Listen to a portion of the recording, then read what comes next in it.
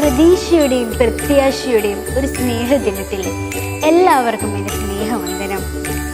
മിന്നിൽ നിന്നും മണ്ണിലേക്ക് ഇറങ്ങി വന്ന ദൈവസ്നേഹത്തിൻ്റെ വലിയ സാക്ഷ്യമാണ് യേശുക്രിസ്തുവിൻ്റെ മനുഷ്യാവതാരം.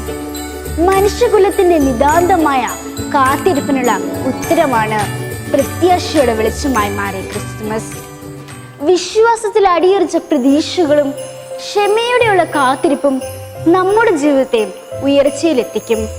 കാത്തിരിപ്പിന്റെ മഹത്വവും അതിലൂടെ ക്ഷമയെന്ന ത്യാഗത്തിന്റെ മേന്മയും രക്ഷകനെ പ്രതീക്ഷിച്ചിരുന്ന ആട്ടിടയന്മാരുടെയും രാജാക്കന്മാരുടെയും ജീവിതത്തിലൂടെ നമുക്ക് കാണാം.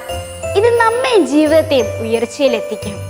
മനുഷ്യൻ ഒരു സാമൂഹ്യ ജീവിയാണെന്നുള്ള ബോധ്യപ്പെടുത്താനും നിയമങ്ങൾ പാലിക്കപ്പെടേണ്ടതാണെന്ന് അറിയിക്കപ്പെടുവാനും വേണ്ടിയാണ് ഗർഭിണിയായ മറിയത്തെയും കൊണ്ടുള്ള യേശു പിതാവിന്റെ യാത്രയിൽ നിന്ന് നാം മനസ്സിലാക്കേണ്ടത്. കർത്തവ്യബോധത്തിന്റെ ആവശ്യകത എന്താണെന്ന് ഇതിൽ നിന്ന് നാം മനസ്സിലാക്കാം. തെളിഞ്ഞു നിൽക്കുന്ന നക്ഷത്രങ്ങൾക്കുമുണ്ട് ചില ചിന്തോദീപകമായ കാര്യങ്ങളെക്കുറിച്ച് പറയുവാൻ. ദിവ്യ ശിശുവിന് വഴികാട്ടിയായ നക്ഷത്രം ഉന്നതിയിൽ നിൽക്കുമ്പോൾ ആവശ്യക്കാരന് സഹായം വരുവാൻ തക്ക ഉയർച്ചയുണ്ടായിരിക്കണമെന്ന് നാം ഓരോരുത്തരും അറിഞ്ഞിരിക്കണം. അത്യുന്നതങ്ങളിൽ ദൈവത്തിന് സ്തുതി, ഭൂമിയിൽ സന്മനസ്സുള്ളവർക്ക് സമാധാനം. നല്ല മനസ്സുള്ളവർക്ക് സമാധാനം ലഭിക്കും. പുൽക്കൂട്ടിന് ചുറ്റും സന്മനസ്സുള്ളവരുടെ ഒരു കൂട്ടം തന്നെയായിരുന്നു ഉണ്ടായിരുന്നത്.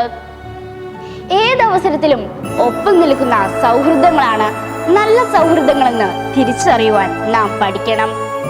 മറ്റുള്ളവർ നമ്മളോട് എന്ത് ചെയ്യണമെന്ന് നമ്മൾ ആഗ്രഹിക്കുന്നുവോ അത് തന്നെ നിങ്ങൾ മറ്റുള്ളവരോട് ചെയ്യുക എന്ന മഹത്തായ സന്ദേശം ഉൾക്കൊണ്ട് നമുക്ക് ക്രിസ്മസിനെ വരവേൽക്കാം. എല്ലാ നന്മകളും ഉൾക്കൊണ്ട് ജീവിതത്തെ മാധുര്യമുള്ളതാക്കാം.